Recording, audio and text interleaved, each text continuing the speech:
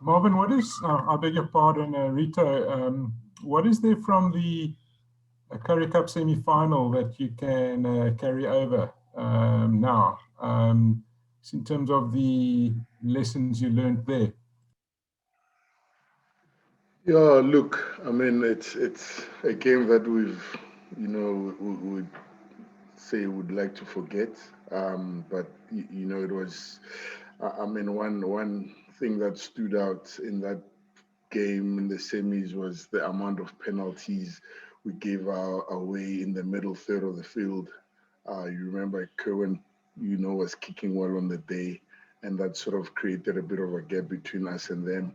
And that's something we have really worked hard on and have improved. We'll see on Saturday, obviously, but that's one area that we worked out on getting right. And our entries into the 22, I felt we could have done better in terms of converting in the semi-final. Something we've also worked hard on. So we've worked really hard, Stephen, and we feel we are a better team, if I may say, because we always strive to improve. Rito, on that point, talking about that semi-final, you must be maybe expecting a little bit more from the Sharks team that you play this time, then, because I mean when they came to Cape Town last time, they just kicked everything and spent the whole game spoiling what you guys were trying to do. I mean, has there been any? I mean, they must be guessing what you're going to do, because you guys have also added things, definitely since the semi-final, added things to your game. But what do you expect from them? I mean, do you expect them to come down here and kick everything again, or do you think that they've also changed during the preparation phase and are going on a new path?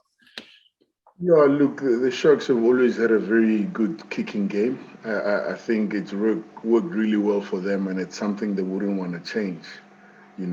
From our side, we just want to handle those kind of pressures and adapt during the game if they bring something else. So definitely, given the kicking game will probably always be there. They've got good box kicks that they kick. Their wingers very good in the air. They like those contestables.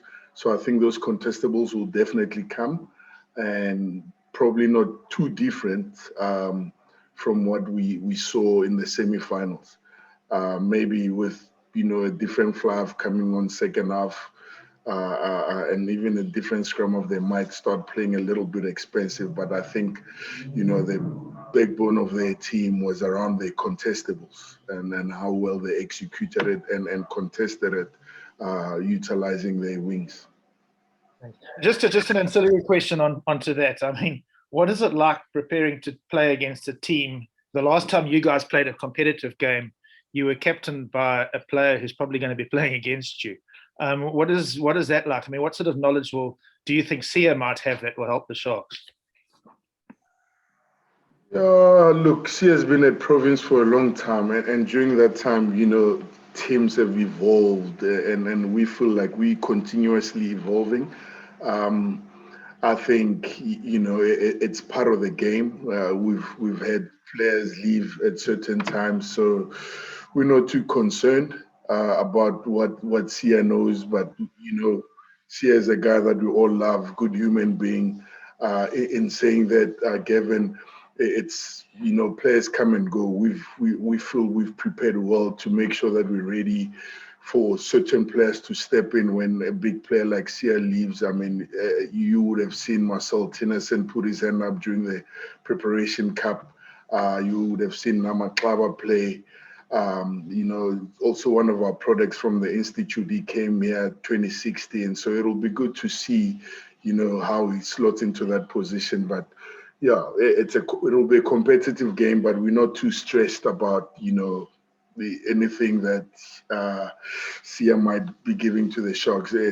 Everyone does analysis. It's nothing different to another team analyzing us and giving some extra information that they may know.